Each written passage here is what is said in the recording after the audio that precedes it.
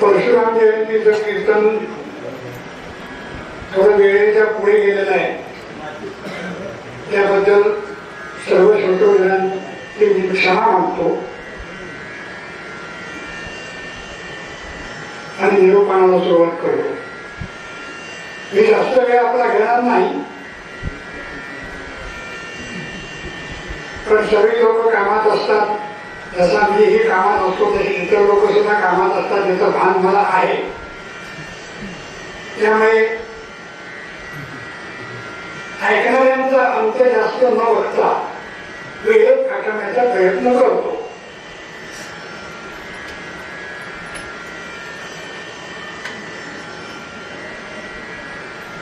शिवराम स्वामी आपल्या या निरूपणात आपल्या अभंगामध्ये असं वर्णन करतायत. संतदया कसे राजा रंगदया सारखे. पण हे जरी सांगितलेलं असलं की आता संत कोण, तो कसा ठरवणार? संत ठरवायचं काय नाव आहे? संत कोणाला म्हणावं याविषयी कसली खूण आहे? चिन्ह, चिन्हांचा खेळ झाला.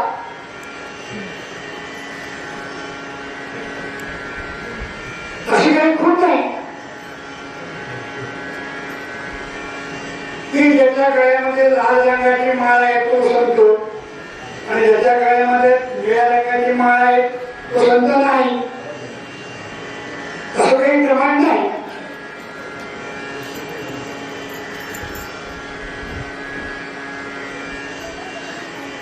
ते आपलं प्रमाण एकनाथ महाराजांनी आपल्याला सांगून ठेवलंय. अभंग म्हणत नाही, कारण अभंगाच्या मालिकेत गेलो तर रात्री 8 वाजता. एका आनंदले गांजले त्याशी म्हणे तो आपुले,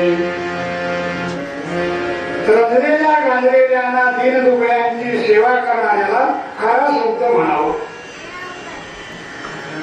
आपल्या समोर याचक वृत्तीनं आलेला जो कोणी याचक आहे, हा याचक तो श्रीमंत आहे का, गरीब आहे का, हा भेद संत कधी करत नाही. वाहतं पाणी असतो,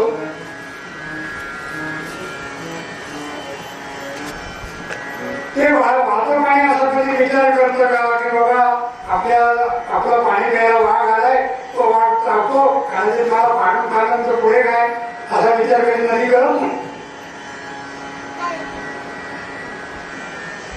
जे पाणी गाईला मिळतं तेच पाणी वाघाला पण पाजलं जातं.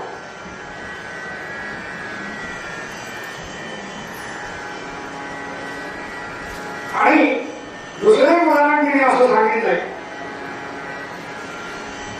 की ज्या वृक्षात एखादी फांदी आपण तोडतो, अगदी हैराण होतो मनुष्य, घामाघूम होतो, सगळीकडे ऊन आहे, कुठेही सावलीची जागा नाही, पण झाडाच्या दुसऱ्या बाजूनं सावली असते, त्या सावलीकडे मनुष्य निवांत बसतो. मग ते झाड असं विचार करतं का हा खाली बसलेला मनुष्य आपण खाली डोक्याखाली टाकूया, सगळं काम जमा, उठायचं कारणच नाही. हा जसा विचार नदी करत नाही, तशीच वृत्ती संतांची असते.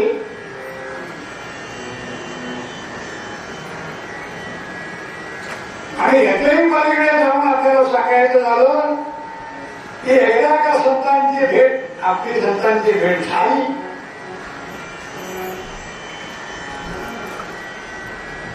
मम्माजी बुवाने तुकाराम महाराजांना खूप त्रास दिला. त्यांच्या मार्गावरती तुकाराम महाराजांच्या मामाजी बुवांनी काठे पेरले, पण मम्माजी बुवांच्या या वर्तनामुळे तुकाराम महाराजांच्या तोंडून कधीही अपशब्द आला नाही. दुसरे उदाहरण सांगायचं झालं, दृष्टांत, एक शिवगड असं नावाचे सद्ग्रस्त होते. तुकाराम महाराजांचं जे उपासक, तुकाराम महाराजांचं दैवत,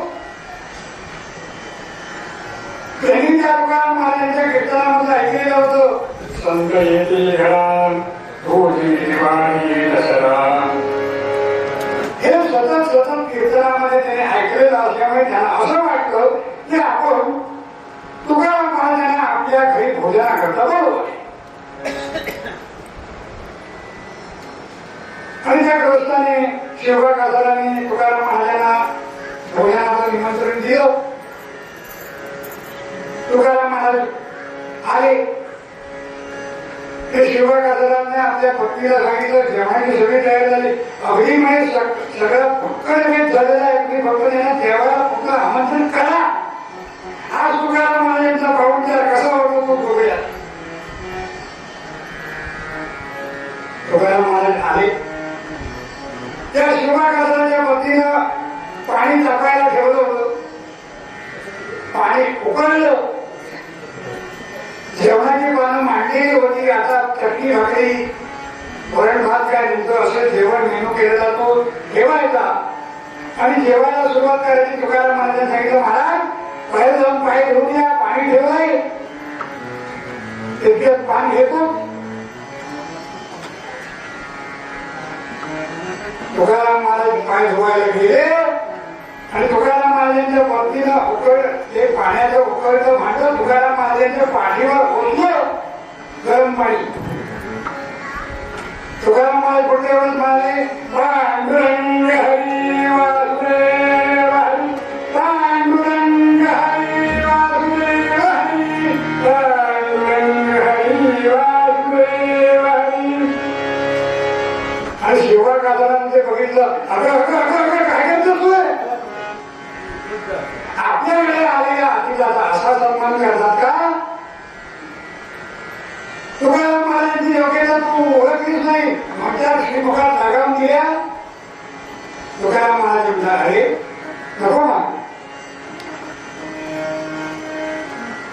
माझ्या कर्मात आज भाजायचा योग होता, म्हणून तुझ्या पत्नीनं माझ्या अंगावरती गरम पाणी ओतलं. पण तुझं सुद्धा कल्याणच होऊ दे. आमच्या जागेच्या पायावर कोणी पाणी होता तर तुझं काय म्हटलं होतं आपण, थोडे फुटले काय ते बाजूला बसला दिसत नाही, तुझ्या डोक्यावरच पाणी घालून ते नको भागते. कुंडली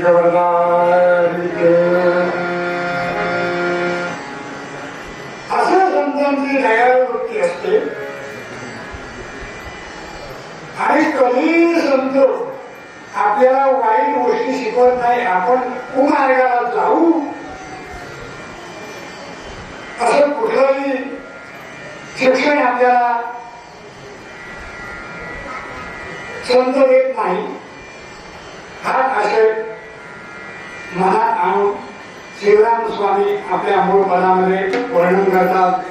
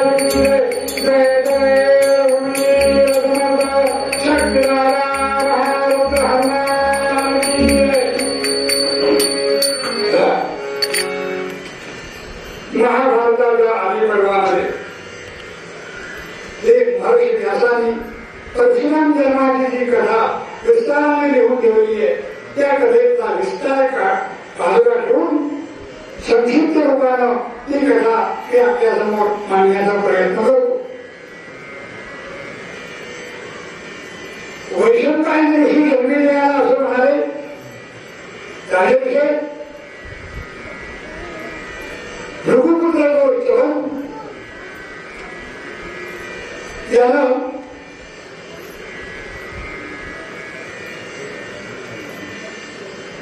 ब्रह्मचर्य पालन केलं होतं. 60,000 वर्ष ब्रह्मचर्य पालन केलं आणि आता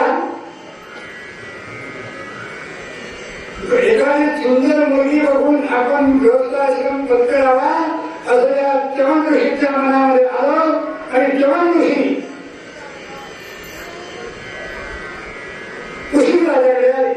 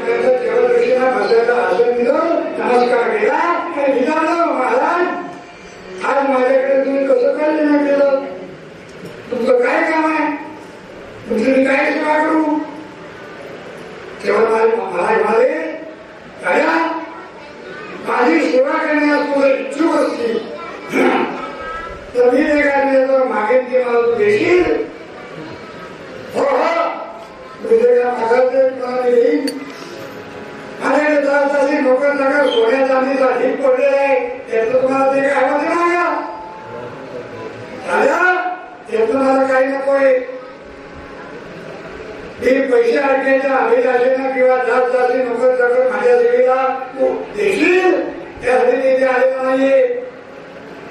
ते आतापर्यंत ब्रह्मचर्य पाहिलं पण आता मी गृहस्थ आश्रम स्वीकारावा असं माझ्या मनात विचार आहे. म्हणून तुझ्या मुलीचा हात मागण्याकरता तुझ्याकडे मी आलोय. राजाचे कपाळा आट्या पडल्या.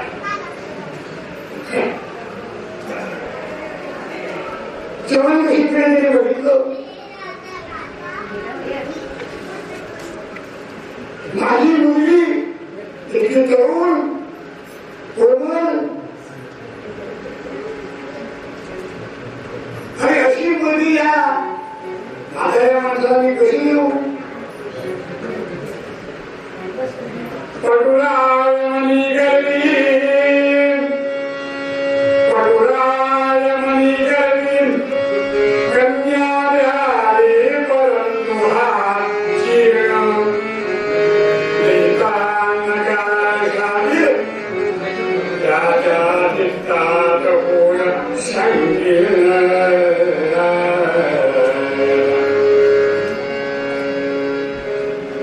आपली मुलगी याला देऊ करायची तर हा म्हातारा आहे. आता याचे दिवस किती राहिले माझ्या मुलीचं आयुष्य जायचे.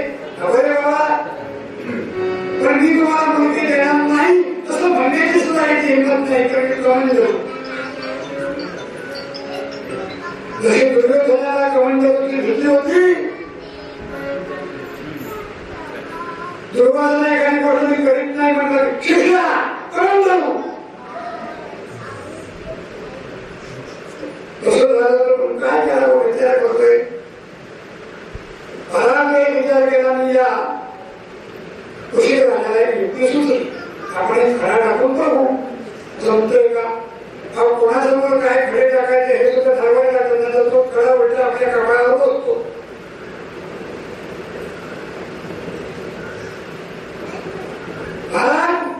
आणि मुलगी तुम्हाला पत्नी करून हवे ना, तर माझी एक अट आहे. ती माझी अट तुम्ही जर पूर्ण केली तर मी तुम्हाला माझी मुलगी पत्नी म्हणून तिच्याशी लग्न तुझं लावून देईन. बोल काय ते.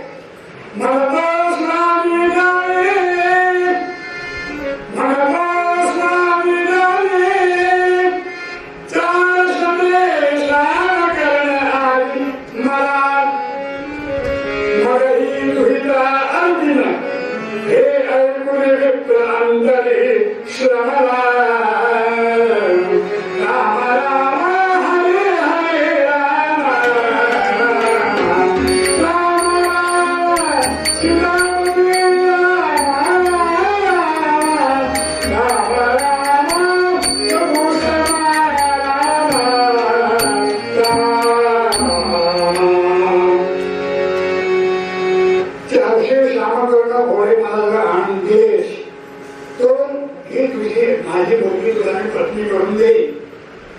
तेव्हा म्हणाले एवढंच ना, फक्त प्रयत्न करून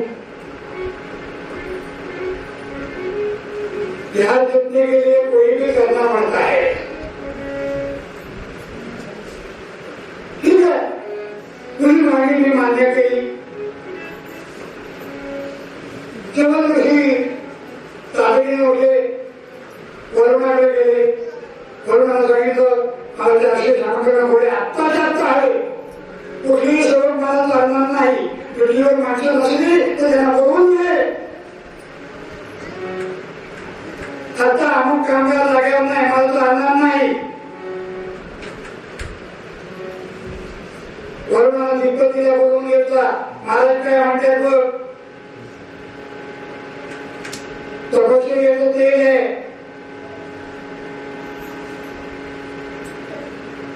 स्वर्गातून आला आणि रत्न ठेक्यातून बाहेर पडला असं कोण नाही.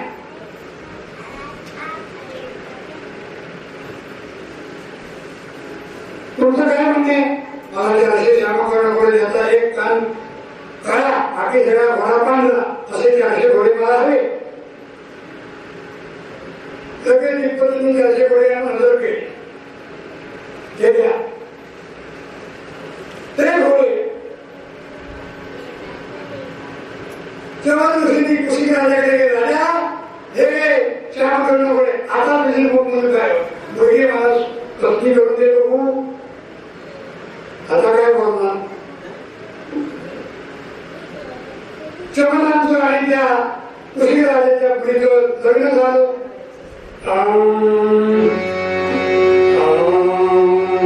लग्न लागले तो कहे तसे गुरांनी लग्न लागले.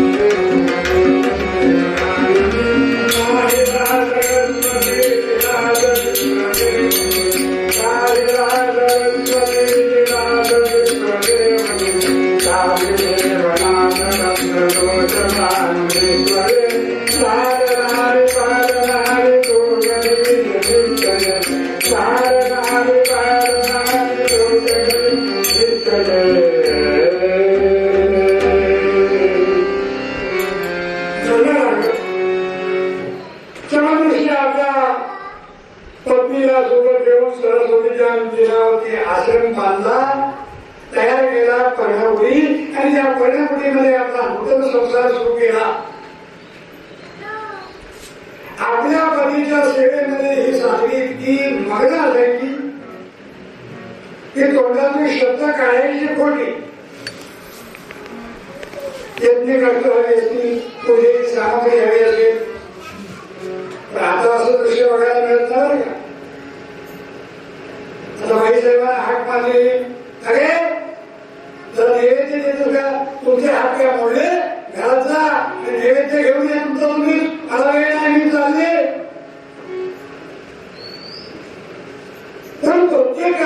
जवानांच्या पत्नीनं जवानांची सेवा करावी. तर एक दिवस तर जवानांनी तिला असं सांगितलं, मी आता समाधी लावून बसतोय, माझ्या समोर तो एका पायावर उभं राहायचो. किती दिवस सांगता येत नाही.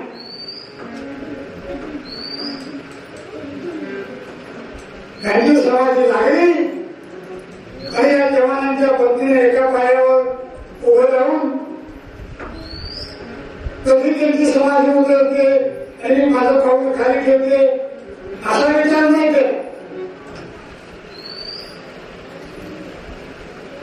एक नव्हे, दोन नव्हे, तीन नव्हे, चार नव्हे, तब्बल 100 वर्ष जवानांची समाधी उतरलीच नाही. आणि ही जवानांची पत्नी एका पायावर उभी राहिलेली आहे. पण ज्यावेळी जवान समाधीतून जागे झाले आणि आपल्या पत्नीकडे बघितलं आणि त्या जवानांच्या डोळ्यात आसू असू घडघड असू झाल्या भाऊ लागल्या. अरे काय झालंय? फक्त तिच्या चेहऱ्यावर चांगलं जे होतं, मांस होतं तेवढं शिल्लक होतं, बाकी शरीरावर एकही मांस जराही मांस शिल्लक राहत नाही.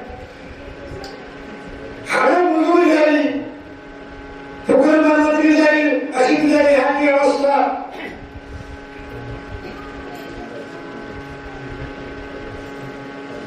मग जवानाने आपल्या तपश्चर्यावर भस्म कुंकून त्याचं शरीर चांगलं शिकवून गेलं. हे आज तुझ्या या तपश्चर्याने बेघात खुश आहे. बोल, तुला काय पाहिजे?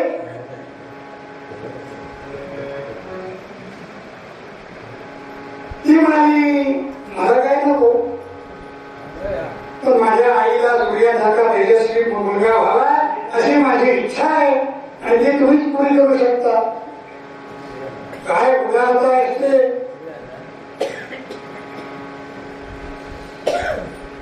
आपला स्वार्थ या जवानांच्या पत्नीने बघितला नाही तर आपल्या आईला मूळ व्हावं, तेजस्वी मूळ व्हावं अशी तिची सदिच्छा. बरोबर, ठीक आहे. जेव्हा महाराज म्हणाले, तू तुझ्या आईला करून घेऊन जा. तुझ्या आईला तसा तुला दोघांनाही मुलं होती अशी मी व्यवस्था करतो. ही आईला बघायला गेल्यानंतर जवानाने एक 2 मंत्रसिद्धीचे रूप तयार केले आणि त्याचे जवानांची सासूबाई आल्यानंतर त्याने दोघांनी सांगितलं, हे दोघांचे जरूर तुम्ही आपापले जरूर भक्षण करा. मी स्नान संधी करता अनिका करता निघालोय. दिवशी अनिका करता नदीवर निघून गेले. पण जवानांच्या पत्नीच्या मनामध्ये थोडासा विकल्प आला आणि जवानांची सासूबाई जरा कुठे गेली होती तेवढ्यात त्या जवानांची ते तुमच्या हातला बदल की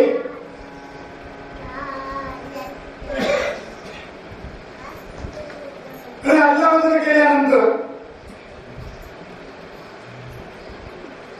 तेवढ्यात जवानांची सासूबाई त्या आल्या आणि दोघांनी आपापले चरू भक्षण केले. चरू भक्षण केल्यानंतर समाजच्या स्नानसंध्येमध्ये मग्न असणाऱ्या जवानांना अरे ह्या बायकांनी वाट लावली आणि समाधी अवस्था विसर्जित करून लागलीच जेवण बरोबर कशी घरी आले. काय केलं तुम्ही? म्हणजे काय आम्ही आपापले चरू भक्षण केले. कपाळ तुमचं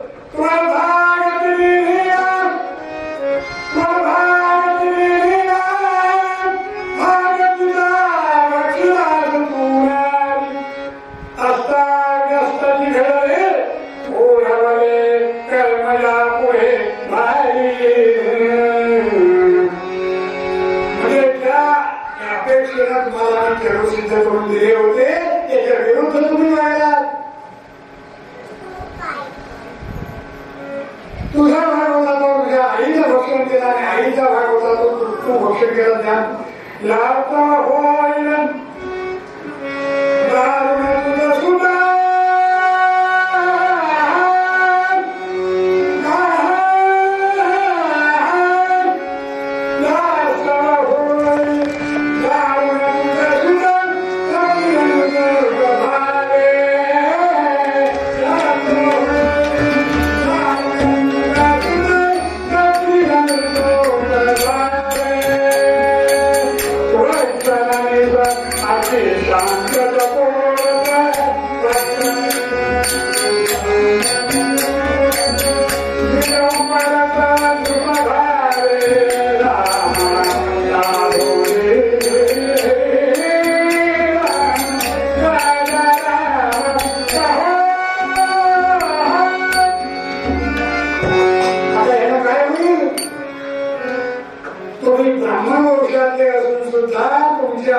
क्षत्रिय धर्माची मुलं जन्माला येतील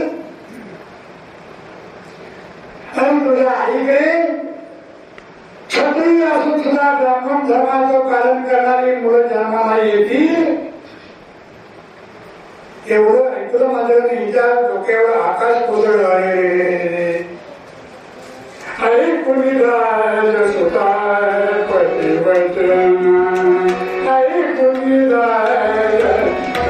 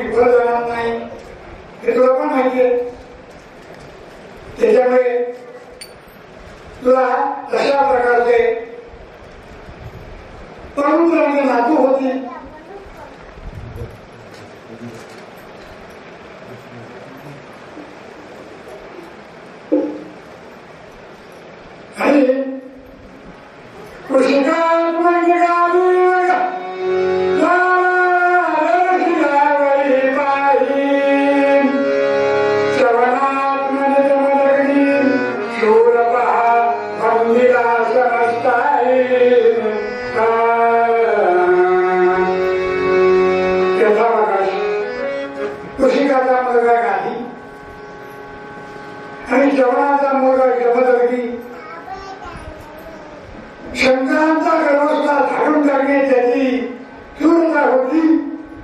जो शस्त्रास्त्र विद्येमध्ये निपुण होता, सगळे देव सुद्धा त्याच्याकडे बघून घाबरत असत.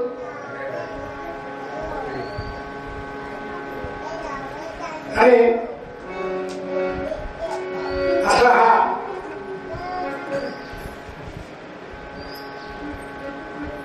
जमदग्नी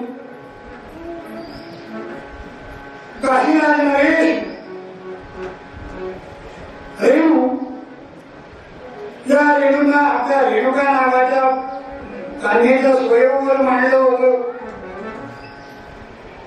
रेणुराय आनंदकाय विजयी त्याची सुधा रेणुका साक्षात श्री जगदांबिका अवतरे राजा करी कौतुका योगी लग्न तिथे नरेश गजरे केला असे हो पण वेगाली जमगदिताय म्हणला जो आयुधिया पण श्रीदेव भागवराम महाराज या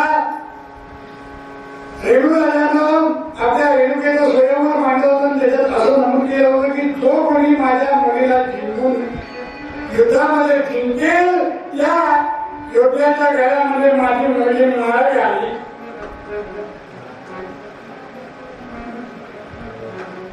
आणि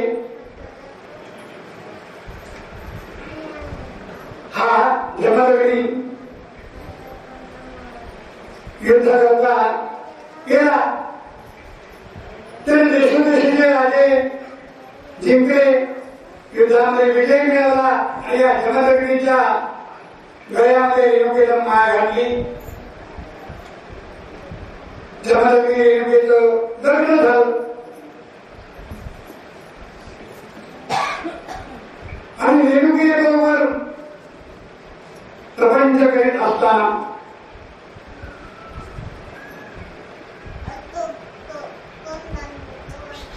या भगवंताच्या कृपेने रेणुकेला दिवस गेले. दिसा मासानं तिच्या अंगावरती कळा दिसू लागल्या.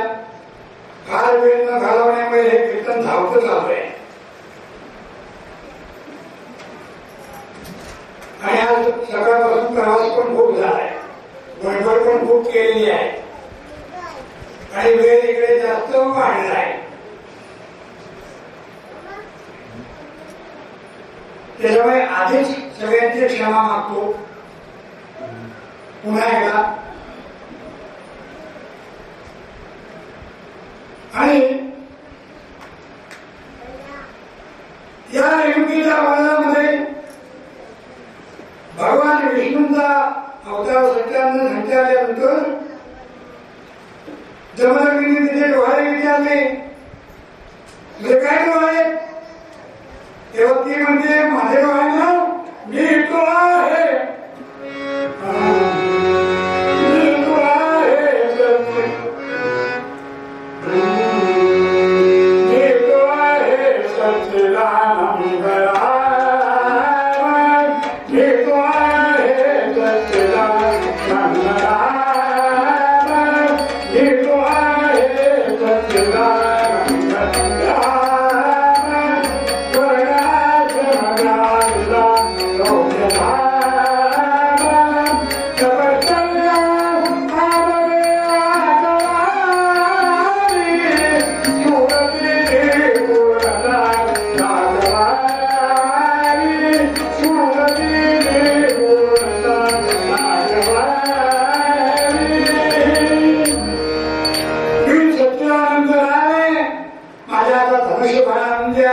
युद्ध करणारे, चारी आश्रमांचं पालन करणारे, तसं सगळं रेणुका बोलायला लागल्यानंतर जमदग्नी चक्रावले.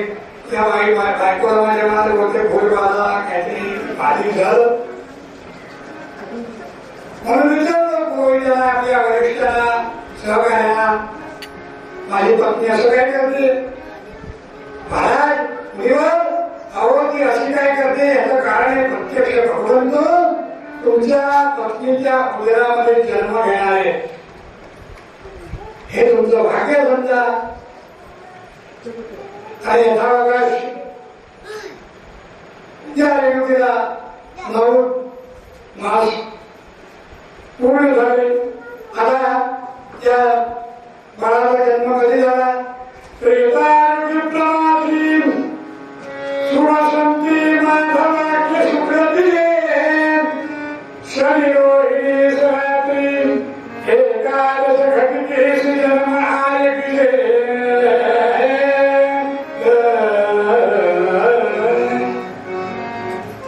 शनिवार आली रोहिणी नक्षत्रावर वैशाख शुद्ध तृतीयेला भगवंताने रेणुकेच्या उदरी अवतार घेतला.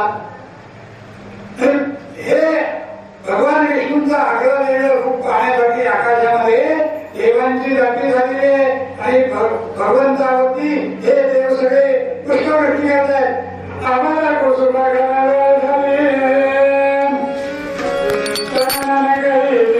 समस्त गंधर्व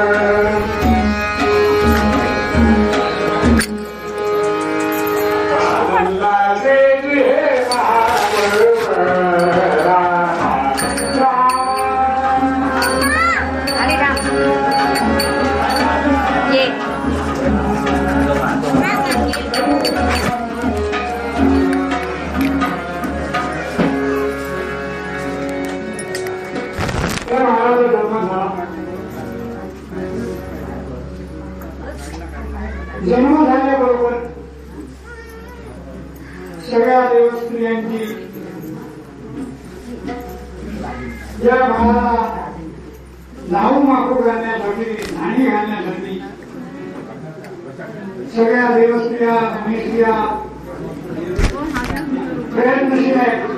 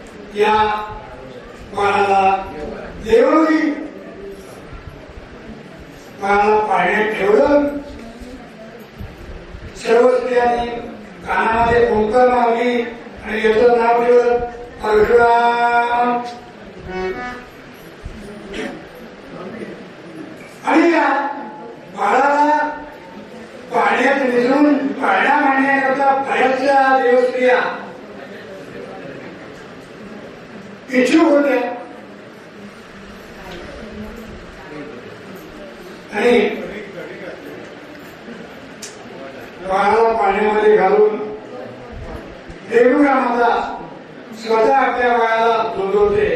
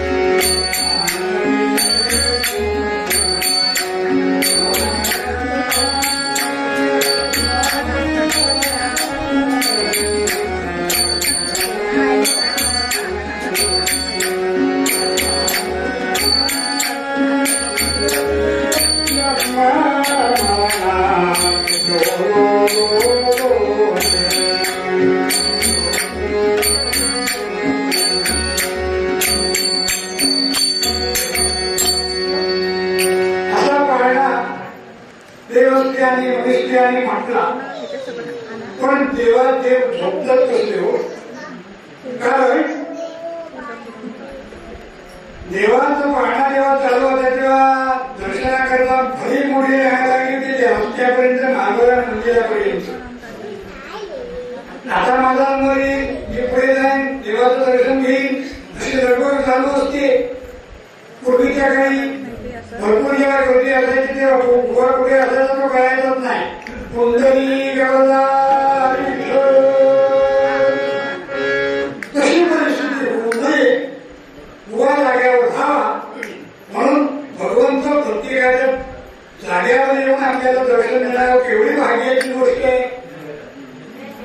आणि आता भगवंत प्रत्येकाच्या समोर दर्शनाकरता निघालेले आहे.